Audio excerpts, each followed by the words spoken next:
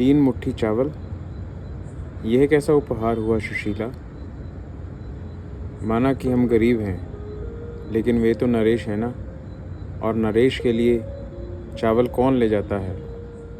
द्वारका जाने को तैयार सुदामा ने चावल की पोटली बांधते हुए पत्नी से कहा, उपहार का संबंध प्राप्तकर्ता की दशा से अधिक देने वाले की भावनाओं पर होता है प्रभु।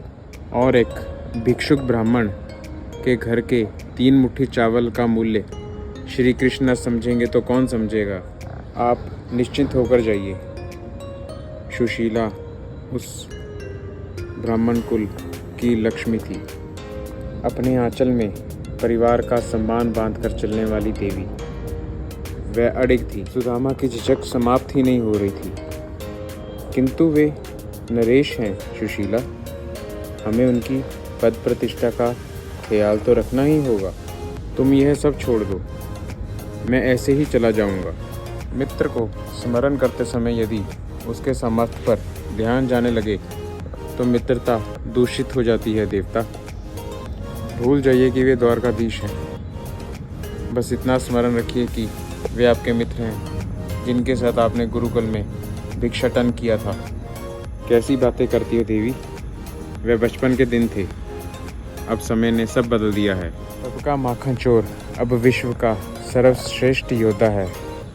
वह धर्म संस्थापक है, वह इस युग का देवता है। सुदामा का मन संसारिक भेदों से मुक्त नहीं हो पा रहा था। समय सामान्य मनुष्यों को बदलता है, कृष्ण जैसे महानायकों को नहीं। वह एक शरीर के अंदर अनेक रूपों में विद्यमान है। वह जिससे जिस रूप में मिले उसके लिए हमेशा उसी रूप में रह गए। क्या राधिका मानेगी कि उनका मुरली मनोहर अब प्रेमी नहीं, योद्धा हो गया है। क्या नंद बाबा मानेंगे कि उनका नटखट कन्हैया आज पूरे संसार का पिता हो गया है। नहीं, वे ब्रज की गोपियों के लिए आज भी माखन चोर हैं।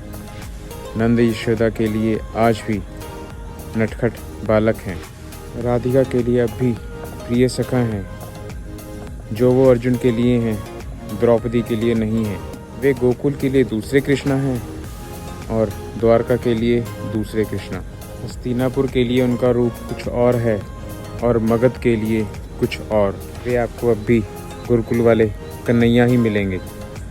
यही उनकी विराटता है, यही उनका सौंदर्य है। सुशीला ऐसे बोल रही थी जैसे कृष्ण सुदामा के नहीं, उनके सखा हो। सुदामा मुस्कुरा उठे, बोले, इतना कहाँ से देख लेती हो देवी। सुशीला ने हंसकर उत्तर दिया, पुरुष अपनी आँखों से संसार को देखता है और एक स्त्री मन से। धोखा तो दोनों खाते हैं पर कभी बदलते नहीं। सुदामा ने पोटली उठाई, ईश्वर को प्रणाम किया और निकल पड़े। सुदामा नहीं जानते थे कि द्वारका में बैठे कन्हैया आँखों में अश्रु लिए उन्हीं का इंतज़ार कर रहे हैं। जय श्री कृष्ण। ओम नमो भगवते वासुदेवाय।